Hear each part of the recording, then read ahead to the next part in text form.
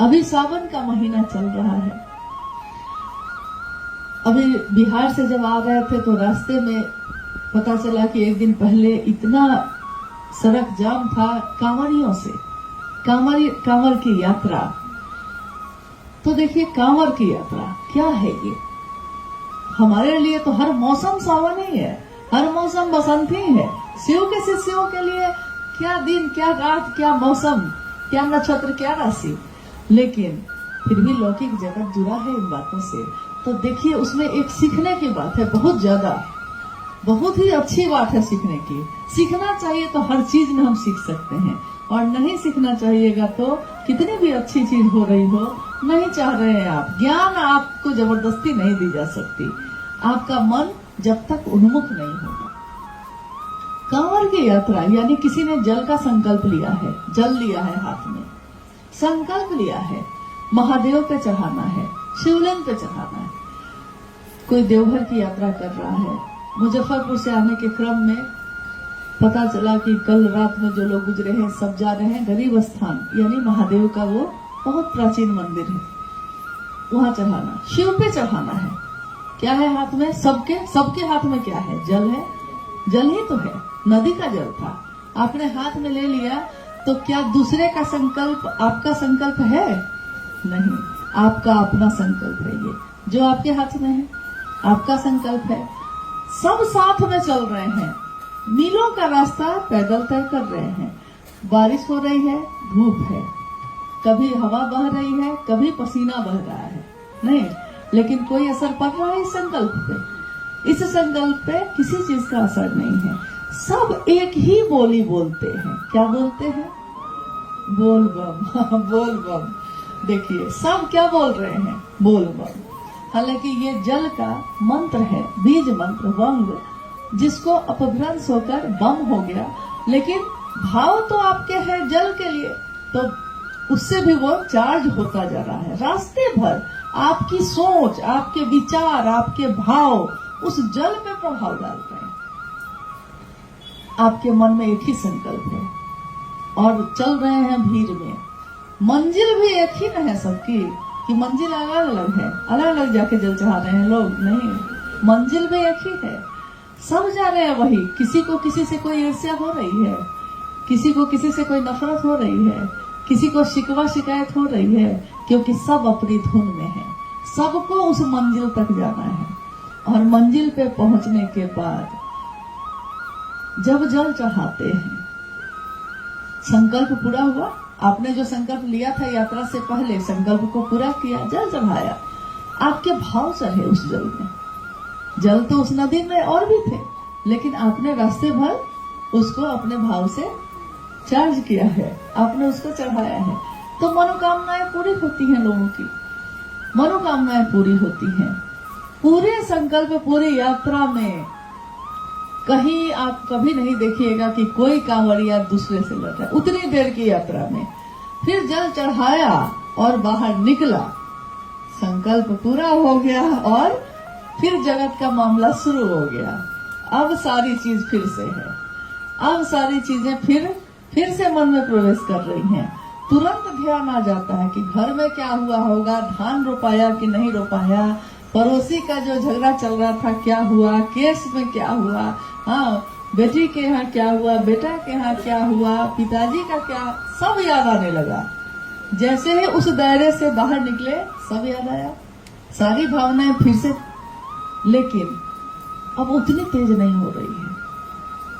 उतनी देर तो आपने महादेव का सानिध्य लिया है। शिव की शिष्यता में साहब ने क्या संकल्प दिया है? सबका संकल्प क्या है? मेरे गुरु शिव मेरे हो जाए और दूसरों को भी हो जाए।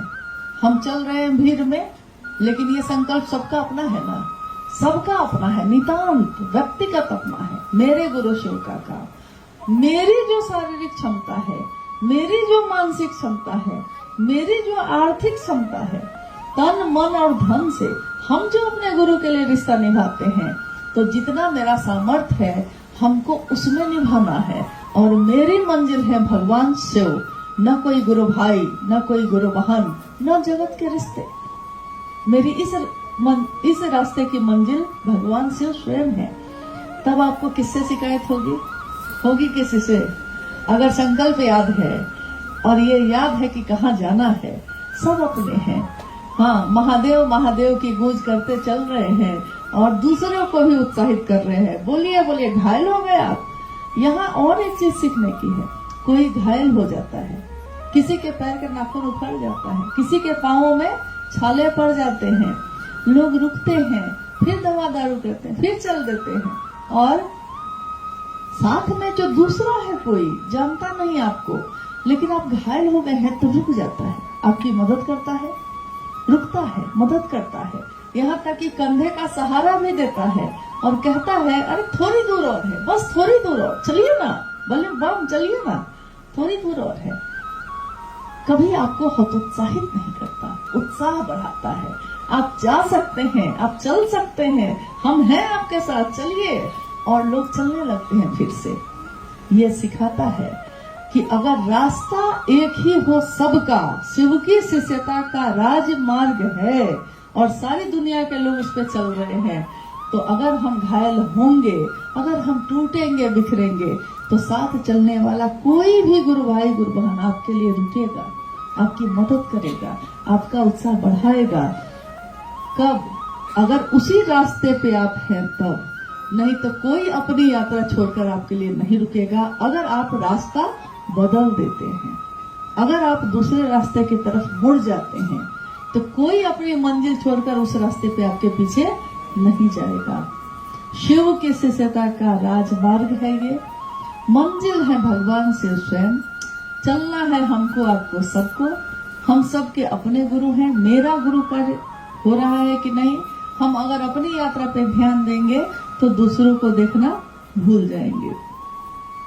देखना ही है तो दूसरों के दुख को देखिए थोड़ा, तो अपना दुख भूल जाइएगा। औरों का गम देखा तो मैं अपना गम भूल गया।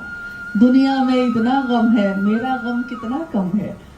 जब हम सोचने लगते हैं तो हमारे मन से ये सारे भाव भी बदल जाते हैं। तो इतना ही अनुरोध है कि इस कालखंड के शिव के शिष्य साहब भाईनानंद जी ने, ममतामयी माँ नीलमानंद जी ने जो संकल्प लिया, इतना पावन है ये संकल्प। कितनी सुंदर है ये दुनिया, कितना सुंदर है ये रास्ता, जहाँ सब शिवमय है, सब साथ चल रहे हैं। प्रेम की विधा है ये, इसमें साथ दीजिए और अपनी यात्रा भी पूरी करिए। महादेव की स्थापना हम सबका संकल्प है, न अपनी, न उनकी, न किसी की। साहब और दीदी ने यही चाहा। अभी आज है 22 जुलाई, 27 जुलाई को माँ नीलमानंद जी का जन्मदिन है। नाग पंचमी के दिन मनातूगढ़ में सन 1952 में 27 जुलाई को दीदी माँ का जन्म हुआ और नाग पंचमी के उस पावन अवसर पे उस बच्ची के जन्म ने आध्यात्म के रास्ते पे साहब श्री के साथ अलग ही एक भविष्य गढ़ के रखा था, जो आने वाले समय में दिखा। और साहब और दीदी के एक प्रेम के सम्मिश्रण ने एक ऐसी दुनिया बनाई, शिव शिष्यों की दुनिया, शिव शिष्यों का परिवार, एक ऐसा परिवार जिसमें जो जैसा है वैसा ही स्वीकार किया जाता है। जब हम दूसरे को बदलने की कोशिश करते हैं तो दिक्कत होती है, लेकिन जो जैसा है स्वीकार कर लिया है कि मेरा भाई ऐसा ही है, मेरी बहन ऐसी ही है, चलिए जैसे हैं वैसे ही महादेव की तरफ चलते हैं, तो रास्ता आसान हो जाता है, जीवन भी आसान हो जाता है। तो इतना ही अनुरोध करना चाहते हैं कि दीदी माँ के जन्मदिन पे हम लोग वर्षों से वृक्षारोपण भी करते आ रहे हैं। आज भी कितने गुरु भाई गुरु बहन जगह जगह कर रहे होंगे, यहाँ भी हो रहा है। और शिव के शिष्यों की घोषणा करते हैं हम लोग, जितना ज्यादा कर सके। हम अपने गुरु को गुरु दक्षिणा के रूप में शिव का शिष्य देते हैं। शिव के शिष्यों की ये दुनिया, शिव के शिष्यों को गुणात्मक वृद्धि करती जा रही है। हर क्षण हर पल लोग शिव की तरफ बढ़ते जा रहे हैं और हम सभी की यही कामना भी है। कामना अगर बड़ी हो, कामना अगर ईश्वर की प्राप्ति की हो, तो पूरी कायनात, पूरी दुनिया आपका साथ देती है और सब एक दूसरे का सहयोग करते हैं। आप सब पहली बार, आप में से बहुत सारे लोग पहली बार उपवन के इस स्थल पे आए हैं। ये उपवन, ये स्थल, स्थान का क्या महत्व होता है।